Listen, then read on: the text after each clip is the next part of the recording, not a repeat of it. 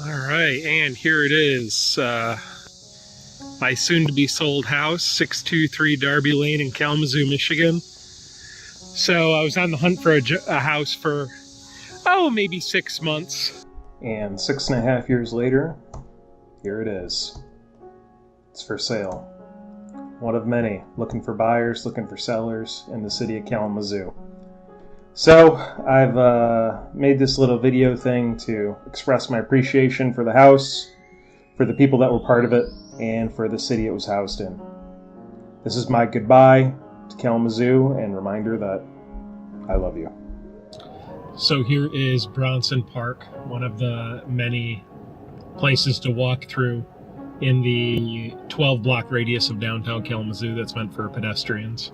I've heard that Grand Rapids is a bigger version of this, a better version of this, but I like the version of this we have. Especially with Pokemon, it's been a great joy of mine to just walk through the city, whether I stop someplace or not. Spend 40 minutes, travel the whole area.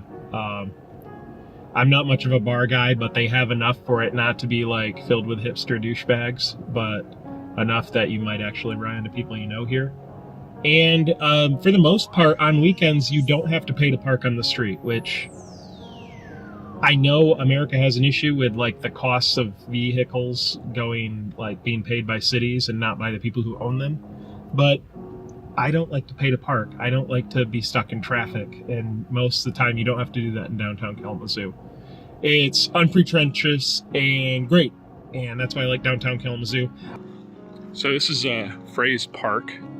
It's a block and a half away from my now former house, and this place is awesome. And it's awesome because barely anybody's here. Usually there's like 3 or 4 families at most, and they're putting some money into the place, and there's kids laughing. But there's so much open land here that like I've filmed some stuff here and haven't been bothered, or just walked through, and like houses butt up against it, but like there's not like drug deals or anything happening here, which is really cool. And because parking is scarce, like it's not like such a hot spot, so they just put this track into it, trying to make it like a celery flats.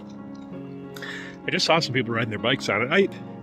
I hope it does well, but I hope it doesn't do too well, because it's a really cool piece of property, but it's my good place to just collect my thoughts, take the dog for a walk. Like, I could take him off leash here, and there's not many places you can do that.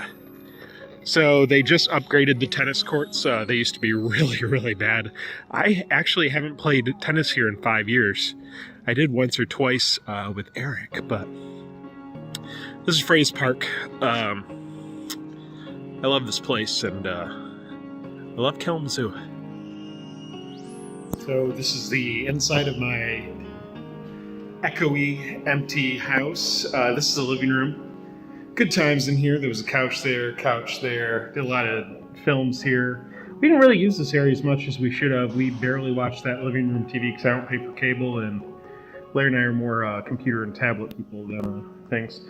Just last year, I got the remote finally working on this fireplace, so we started using it, and that was pretty nice. Nice kind of a romantic / cozy thing, which was really cool. I love this. I mean, I'm still figuring out the living room in my new place, but I just love this area. A lot of Spencer sitting on that couch right there. So really tight. First thing I ever bought for this house was the Nest. It's a remote thermostat, Wi-Fi. I thought it was a pretty hot crap buying that first thing. Served me well. This was a dining room. We did a lot of homework in here. Didn't have too many sit-down meals, but really enjoyed it. And then you can overlook and see our backyard, which is pretty cool. Had a great yard, again, as you'll hear with a lot of this house. We didn't use it to its fullest potential, but Spencer certainly loved it. A lot of grass, kind of well maintained. Take you through here. This was Blair's bathroom. They kind of hid the light switch, so I'm not going to mess with it. But, and they also opened all the windows, even though my air conditioning's on. But whatever. In here, number 2, this was Blair's office. She spent a lot of time in there. She worked on her master's and her bachelor's degrees. And then this was the white room. We used to have a really cool projector set up here, which we no longer do. And then it turned into Blair's walk-in closet, which actually would have saved me some grief if we would have done that earlier. Here's our bedroom where the magic happens.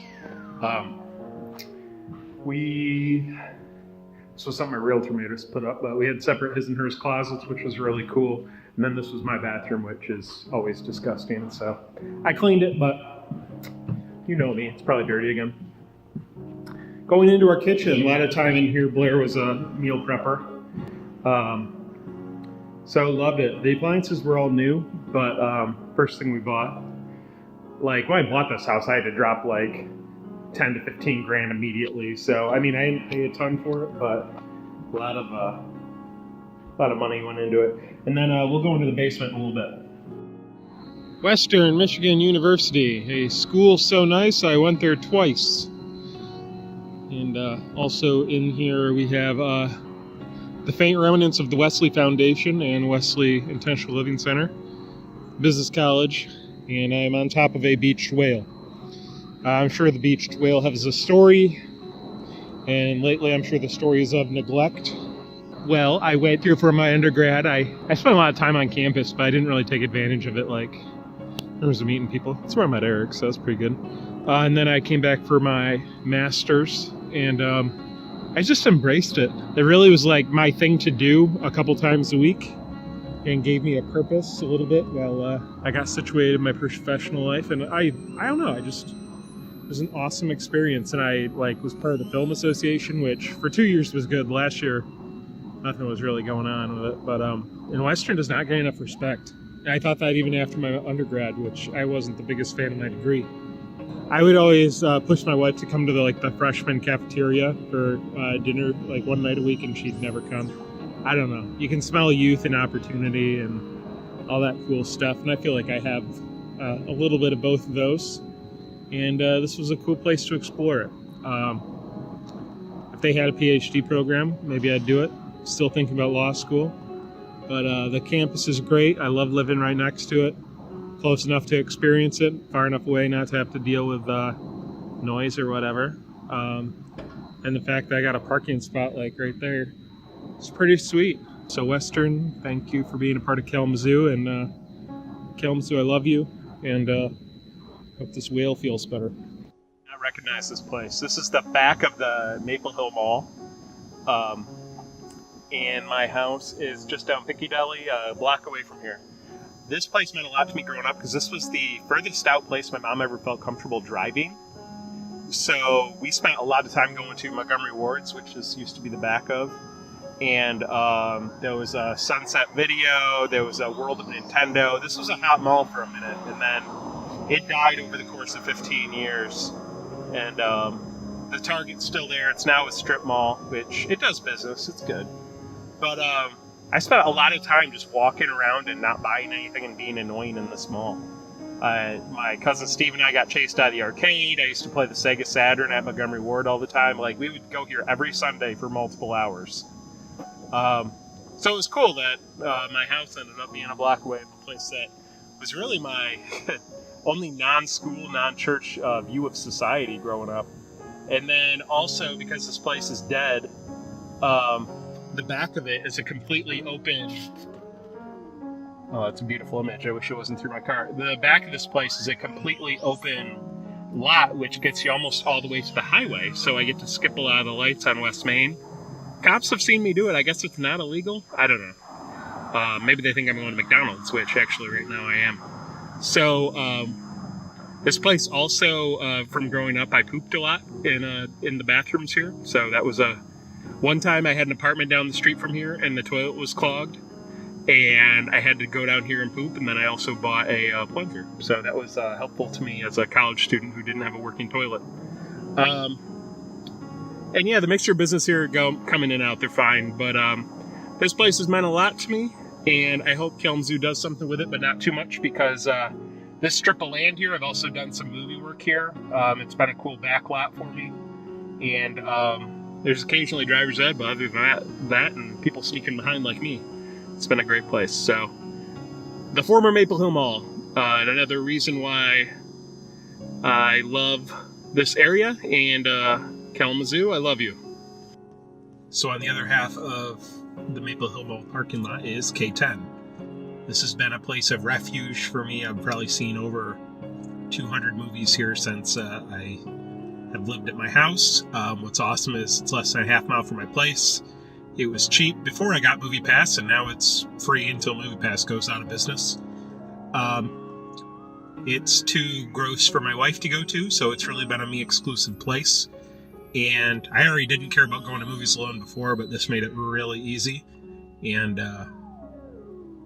yeah, it's been wonderful, just a time to reflect, and I get so distracted that it's nice to kind of focus on a movie, even the crappy ones. And the prices were good, and it does e-ticketing, so that's really cool. And having this and my exit to the highway right behind it has been a great resource, and I'm going to really miss that as I move. So, Kalamazoo 10, I love you. Kalamazoo, I love you. This is Treat Street, a ice cream store / hot dog shop. This is, I think, the only local business in this little thing. I found this out my junior year of college when a girl I was working on a project with picked the place to do like a marketing thing, and I met the owner, Julie, who was like super old at the time. I don't know if she's still alive, but she signed it off to she sold it, but it still ran okay. I'll show you the mural of her. And so I did this project, like a marketing plan. I met her and everything and made contact. I did mostly over spring break, and she was like gone.